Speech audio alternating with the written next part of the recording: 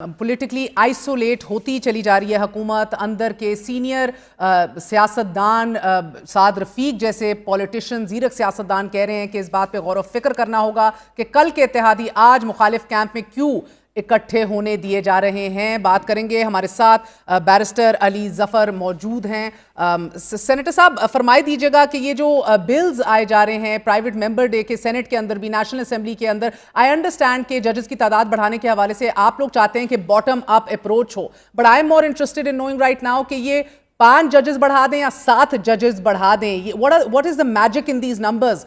5 और 7 के दरमियान ही क्यों खेला जा रहा है?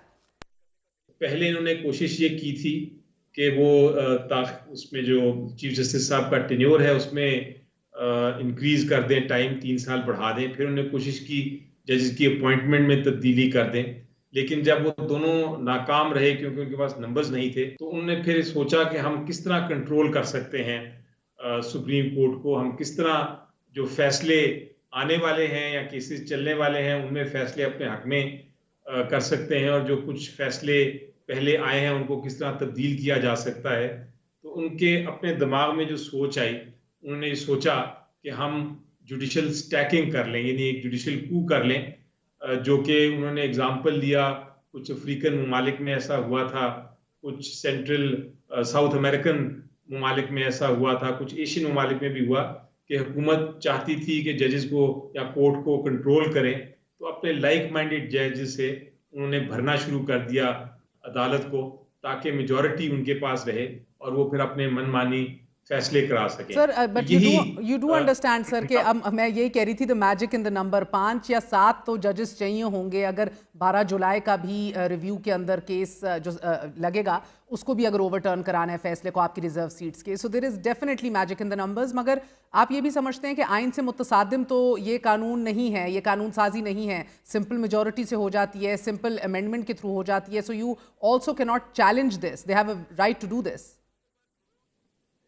देखिए, प्रोसीजर के तौर पे तो आप दुरुस्त फरमा रही हैं कि उनके पास सिंपल मेजॉरिटी चाहिए, लेकिन चूंकि ये जुडिशल स्टैकिंग की मद में आता है, ये एक तरह से इकदाम किया जा रहा है। कुछ खास जजमेंट, जैसा आपने एक जजमेंट का जिक्र किया, रिजर्व जजमेंट, और भी कुछ जजमेंट्स हैं जो हाल ही में फैसले हुए हैं, और जो कुछ जजमेंट्स हैं जो आने वाली भी हैं, ये उनको कंट्रोल करने के लिए चूंकि किया जा रहा है, और नीयत साफ नजर आती है क्योंकि नीचे से नहीं शुरू किया, ये ऊपर से शुरू किया है।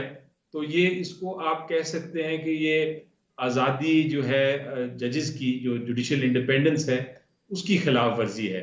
और बहुत से माजी में जजमेंट्स आई हैं जहां कोर्ट ने कहा है कि अगर ऐसी कोई कानून साजी की जाए, बेशक नंबर्स मौजूद हों पार्लियामेंट के पास, लेकिन ऐसी कानून साजी की जाए जिससे जुडिशल इंडिपेंडेंस, जो आज़ादी है अदलिया की, उसके साथ इंटरफेरेंस हो, उसको नुकसान पहुंचे, और ये साबित हो जाए, तो फिर अदालत उस जजमेंट, उस जो लेजिस्लेशन है, वो जो कानून है, उसको कलअदमली करार दे सकती है। तो ये एक पोजीशन है जो अदालत के सामने जरूर जाएगी।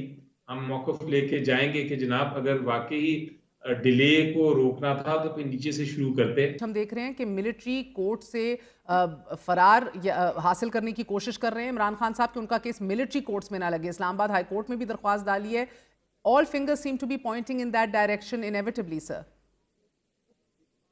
देखें, जहां तक मिलिट्री कोर्ट्स का ताल्लुक है, मेरी नज़र में अगर आप कानून का सिंपल जवाब लें मेरे से, तो कानून के तहत, तो कानून के मुताबिक तो कोई किसी किस्म का कार्रवाई एक सिविलियन के खिलाफ आर्मी एक्ट में, आर्मी कोर्ट में नहीं हो सकती। ये तो बड़ा वाज़ेह है। लेकिन माजी में हमने ये देखा कि कानून जो भी कहता हो, केसेस फाइल हो जाते हैं, बेशक कानून के खिलाफ हों, इकदामात लिए जाते आप हैं लोगों के बेशक इमरान खान कानून के के दौर में भी खिलाफ। सिविलियंस ट्राई होते रहे मिलिट्री कोर्ट्स में sir, not too far back. जी, वो जो चले, अब तो हम मुस्तकबिल की बात कर रहे हैं और हाल की बात कर रहे हैं, माजी की तो डिस्कशन फिर बाद की बात है, हम कर सकते हैं। लेकिन मैं आपको बता रहा हूँ कि जो खदशात हैं हमारे, वो ये हैं कि ये दोबारा से गैर आइनी हरकत कर सकते हैं, कानून के खिलाफ हरकत कर सकते हैं। उसको रोकने के लिए हम कोर्ट जा रहे हैं। हमने पहले भी देखा, बहुत सारे केसेस फाइल हुए, बहुत सारे मुकदमात दायर किए गए, बहुत सारे एक्शंस लिए गए जो कानून के खिलाफ थे। हमने ये भी देखा कि हमारे जो बहुत सारे पॉलिटिशियंस हैं, बहुत सारे लीडरान हैं, वो जेल में पड़े हैं, कोई ट्रायल नहीं हो रहा। हमारी जो खवातीन थी उनको हरासा किया गया, उनको भी जेल में डाला गया, लेकिन वो भी कानून के खिलाफ था, बट हुआ। इसी तरह बहुत सारे इकदाम किए गए जो कानून के खिलाफ थे लेकिन हुए। तो हम उसको प्रिएम्प्ट करने के लिए, उसको रोकने के लिए कि वो ना हो, हमने ये केस भी फाइल, स्ट्रेटजी ये है कि हम पहले से उसको रोकने की कोशिश करें।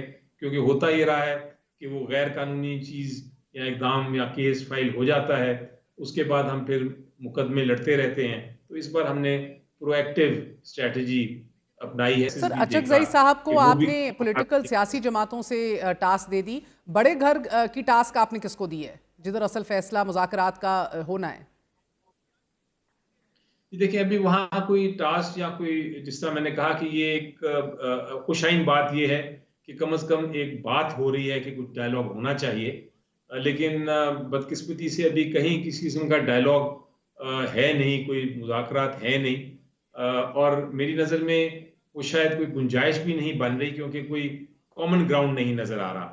सिर्फ एक कॉमन ग्राउंड मुझे ख्याल आता है कि हो सकता है इस सारे मामले को हल करने का, और वो ये है कि हम सारे एग्री कर लें, सियासी जमातें भी, हम लोग भी, एस्टेब्लिशमेंट भी, जो स्टेक होल्डर्स हैं इस मुल्क में, वो फैसला कर लें कि दोबारा से इलेक्शन करा लेते हैं और साफ शफाफ इलेक्शन एक नई इलेक्शन कमीशन के तहत करा लेते हैं। तो शायद ये एक वे फॉरवर्ड हो, लेकिन वो अभी तक मुझे किसी किस्म की वो कॉमन ग्राउंड नहीं नजर आ रही। मेरी शायद ख्वाहिश ही है, नहीं, आपकी नज़र बहुत बेहतरीन है सर, आपको नहीं नज़र आ रहा क्योंकि है नहीं ऐसा कुछ। मगर इस्लामाबाद में तो आप लोगों को जलसा करने के हवाले से भी इजाज़त के ऊपर मज़ीद कानून साजी हो रही है। और अभी ये बात की गई है स्टैंडिंग कमेटी में, इस्लामाबाद में इजाज़त के बगैर जलसा करने या शिरकत पर भी 3 साल कैद हो सकती है। ये बिल सेनेट कमेटी से मंजूर हो गया है, यानी कि बगैर इजाज़त 3 साल कैद भी है, बगैर हुकूमत के इजाज़त लिए।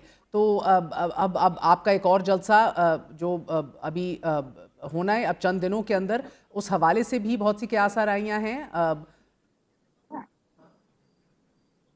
जी बिल्कुल, ये कल ये इनफैक्ट आया था, ये कल ही आया है ये बिल सेनेट में, और आज ही सेनेट कमेटी ने उसको मंजूर कर लिया है। और बड़ा इंटरेस्टिंग बात यह है कि ये भी बिल पीटीआई स्पेसिफिक है। हुकूमत का ये कहना था कि हमें कोई खौफ नहीं है, करें जलसे, आपके पास लोग ही नहीं आएंगे। लेकिन खौफ इतना ज्यादा है कि एक कानून ले आए हैं, और उस कानून में 2 चीजें हैं। एक का तो आपने जिक्र किया, दूसरे का मैं कर देता हूं। कानून में ये लिखा है कि आपको एनओसी मिल भी जाए, जो हमें मिल चुका हुआ है इस 8 सितंबर के जलसे के लिए। उसमें लिखा है कि अगर आपको एनओसी मिल भी जाए तो किसी वजह से उस एनओसी को मनसूख किया जा सकता है, और फिर अगर आप मनसूख एनओसी के तहत आप जलसा करेंगे तो आपको 3 साल सजा होगी। अगर आप माजी में देखें तो हमें जब भी मिलता था एनओसी, तो बिल्कुल 1 या 2 दिन पहले वो कैंसिल कर दिया जाता था। अब उसको एक लीगल कवर दे दिया गया है, कानूनी कवर दे दिया गया है। इतनी खौफजदा है हुकूमत, डेस्परेट है, एक तरफ से स्टेकिंग कर रही है, कू कर रही है कोशिश जुडिशरी में, दूसरी तरफ इतनी डेस्परेट है कि सियासी मैदान में भी खेलने को तैयार नहीं।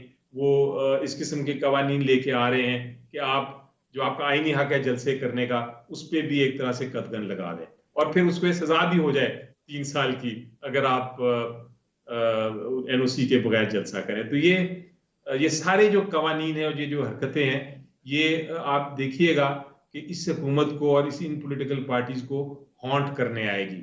क्योंकि ये आप, एक चेंज तो आता है, सिर्फ एक चीज ही कॉमन है, वो है चेंज। और चेंज ने आना है, हमने पावर में एक दिन होना है, इन्होंने एक दिन ऑपोजिशन में बैठना है, फिर यही कवानीन इनको नुकसान पहुंचाएंगे। ये समहाउ हमारे पार्लियामेंटेरियंस ये सीखते नहीं हैं कि आज जो आप किसी के साथ करेंगे वो कल को आपके साथ भी हो सकता है।